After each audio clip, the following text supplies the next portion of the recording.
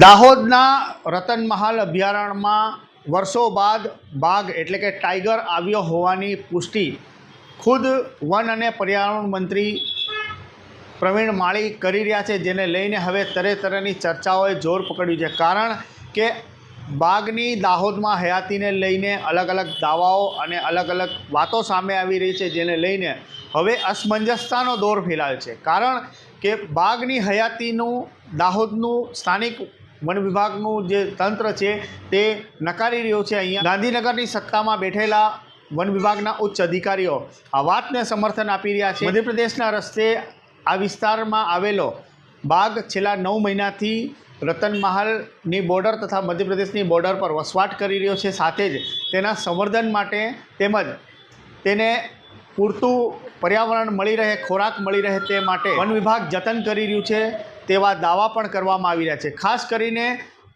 અમે જ્યારે આ આખી બાઘની હયાતીને લઈને અમે જ્યારે અલગ અલગ લોકો સાથે વાત કરી તો અલગ જ પ્રકારની કંઈક વાતો સામે આવી રહી છે। પૂર રતનમહાલ સેન્ચુરીથી મધ્યપ્રદેશનો અલીરાજપુર જિલ્લો જોડાયેલો છે।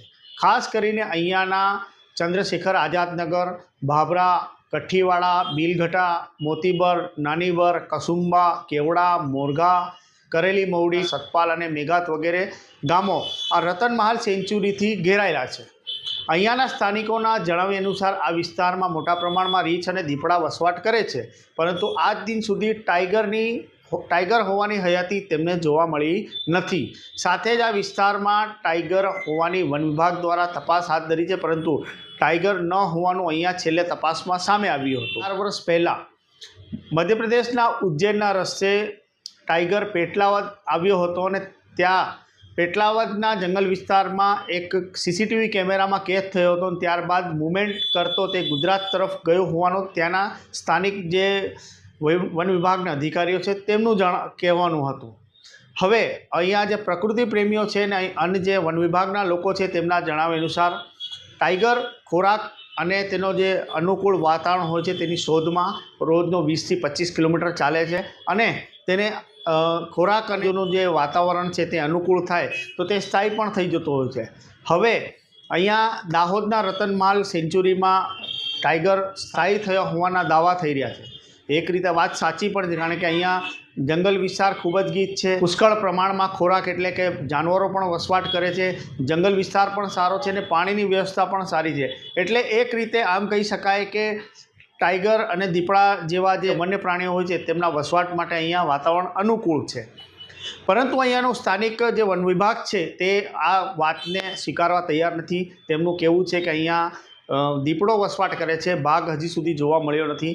જ્યારે ઉચ્ચ અધિકારીઓના મતે એટલે કે અમારા જે વિશ્વસનીય સૂત્રો છે તેમના દ્વારા જાણવા મળ્યું છે કે છેલ્લા 9 મહિનાથી બાઘ આ વિસ્તારમાં વસવાટ કરી રહ્યો છે અને ફેબ્રુઆરીથી જ વન વિભાગના જવાબદાર અધિકારીઓ અહીંયા ટાઈગરને માફક આવે તે માટે હિરણ તથા અન્ય જે તેના મનપસંદ ખોરાક છે તેને આજુબાજુ છોડવામાં આવી રહ્યા છે। સાથે જેસીબી અને અન્ય સ્ત્રોતના મદદથી તેના પાણીના હવાડા અને ખીણ જેવી વ્યવસ્થા ઊભી કરવામાં આવી રહી છે તેવું અંદરખાને કહી રહ્યા છે। કારણ કે અહીંયા હાલ આ બાઘની હયાતીનું જો સાર્વજનિક કરવામાં આવે તો તેને ડિસ્ટર્બ થાય, તેને ખલેલ થાય અને હવે વન વિભાગ આ ટાઈગરને અહીંયા સ્થાયી રાખવા માંગે છે। સાથે જ ગુજરાતમાં ટાઈગરની વૃદ્ધિ થાય તે દિશામાં કામ કરી રહ્યું છે।